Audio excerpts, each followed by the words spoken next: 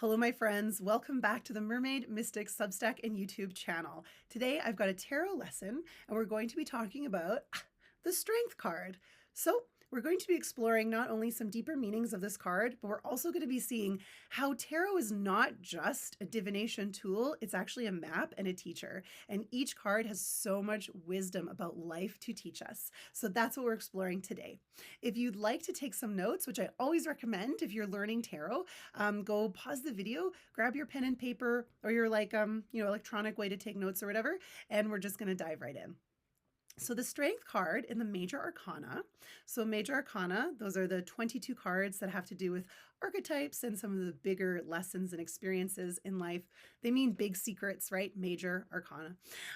So Strength is the 8th card. Little fun fact about Strength. If you actually use tarot decks that are based on older tarot decks, so older than the Smith Rider-Waite, which came about in the early 20th century, the Strength card is actually the 11th card. Arthur Waite switched Justice and Strength when he made his deck. And Pamela Coleman Smith is the one who did the incredible artwork for the Rider-Waite Smith deck. Anyways, a little tarot history fun facts there for you. So it's the 8th card in all decks based on the Smith Rider-Waite deck. We can see through the imagery, this has to do with patience, compassion, bravery, respect, right? This person is befriending a lion. Some people say taming the lion. I don't love it, but to each their own. Like if other people resonate with that meaning, by all means. Tarot has flexibility, so if that's what resonates with you, that's grand. I find though it's more befriending because taming sort of has this hierarchy of power, and I don't believe that's what's happening in the Strength card. I do believe there is a friendship happening here. Now, if you are to befriend a lion, it would absolutely take all of those traits that I just mentioned. So compassion, you'd be kind to the lion. That's actually going to earn the lion's love and trust. Patience, perseverance, it takes time, right? I think about how I have guinea pigs. I love my little babies, and it takes them, it takes some time to actually learn to trust you. If you think about it, like they're prey animals, they're kind of designed to be afraid of many things. I'm like this giant monster to them. So it takes them a little time, but then when they do start to really trust you and be really sweet with you, it's so rewarding. And they're such wonderful little creatures. And you do only get that through kindness and compassion and respect and continuously proving that to them. So Strength really does carry those energies, and it can be really brave to be patient. There's a lot of bravery in patience. Sometimes we want things right now because we don't trust that they'll unfold. We don't trust that we can do it. So patience actually does come with a fair serving of bravery. And that's one of the things we're seeing in the Strength card. What we're also seeing in the Strength card is a word that I find not commonly used with it, but I really believe it's one of the keys to unlocking some of this card's wisdom, magic, healing. And that word is humility. Okay, so we're going to understand humility both through the etymology of the word and through its opposite, arrogance. So humility is sometimes used I think sometimes it's used in a way to refer to like being meek or self-deprecating. This is not what I am referring to at all.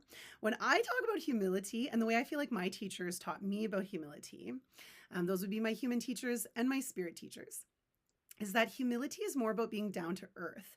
So if you look up the etymology of the word humility, it's about being like earth. It's close to the earth. So that expression down to earth, this is humility. So this is what we're talking about with Strength.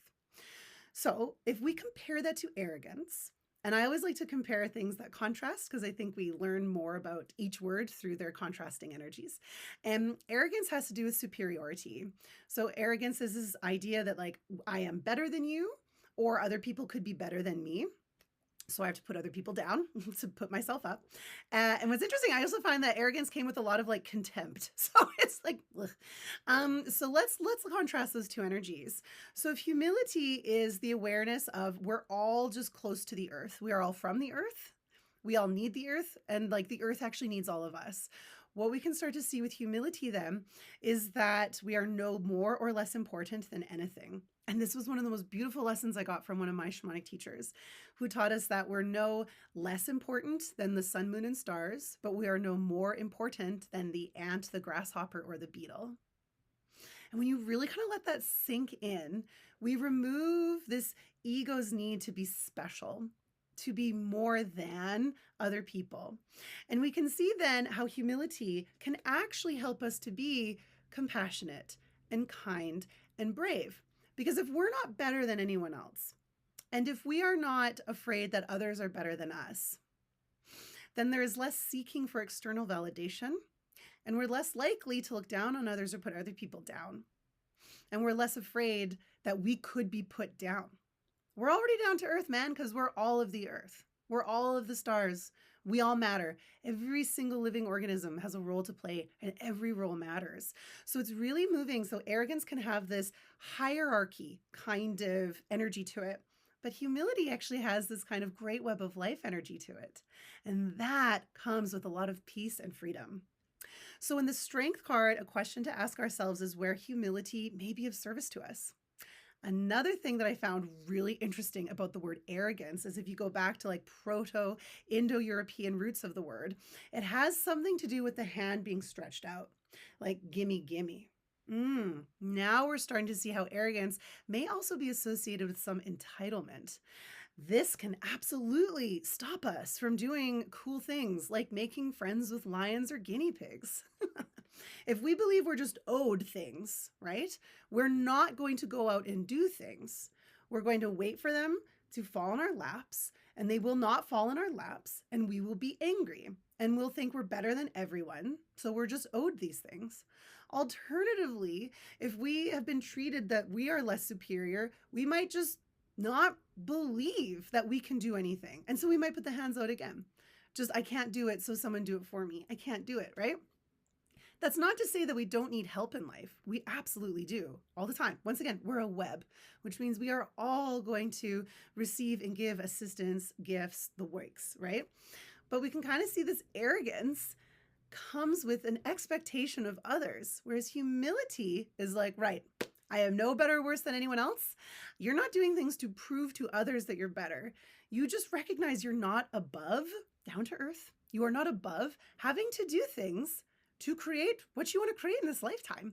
If you have a dream or a purpose, with humility, you'll take action. You won't think you're too grand to go back to school or study or, like maybe live with a little less economic means while you're building a dream or goal. So we start to see how humility is this path of like peace and connection and actually gives us the patience and the tools to go forth and create and do amazing things like befriend lions. Really neat, hey? Lastly, what I would say is that strength really helps us. Like strength is associated with Leo from astrology, from the astrological viewpoint of the tarot. And Leo is associated with the heart. So the heart is loving and the heart connects, like love understands that everything is connected. So humility recognizes that everything matters. Everything matters just as much. Everything is sacred. Everyone, everything in this whole, think about not just an ecosystem of like humans or an ecosystem of your neighborhood, but like the whole world pulsing as one beautiful, gorgeous living being. And then connected to all the stars and moons and planets. There's a deep sense of belonging that comes with humility because when you realize everything matters, you therefore must matter. You matter. Everything matters. You matter. It also takes us away from feeling like we have to be so singular. I have to be better than that person. I have to be more special. And then really that comes with putting other people down. So humility has now these links of love and connection. It becomes easier to love ourselves without needing us to be the most beautiful or the super smartest or the most wealthy or whatever. We just can love ourselves. And it's easier to extend love to others in this place because everyone and everything matters.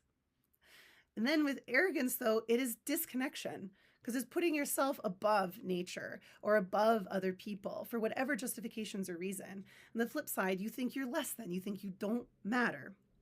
So here, with strength, we have the opportunity to free ourselves from whether we are arrogant or have been mistreated by arrogance, or if we just have, we absorb beliefs from our culture, from our surroundings. We're products of our environment. If we have accidentally, unintentionally absorbed the illusion of arrogance, then strength teaches us about humility.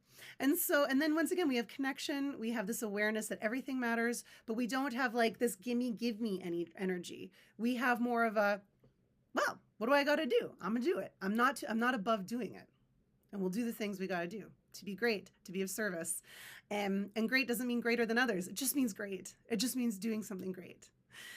So I will conclude this by just once again highlighting the fact that by learning the tarot, you are learning a system of divination so you can do readings. But as you can see, each card is packed with life wisdom and messages and like spiritual truths, wisdom of the universe. So learning tarot is itself this ongoing learning adventure, learning to read for others, learning to read for yourself, but also you will never stop learning the cards because they're so rich and they're so deeply layered with so much wisdom and understanding of the human experience of the universe. Okay, my friends, thank you so much for being here. I hope this was helpful. Wishing you all so much love and magic and humility. Take care.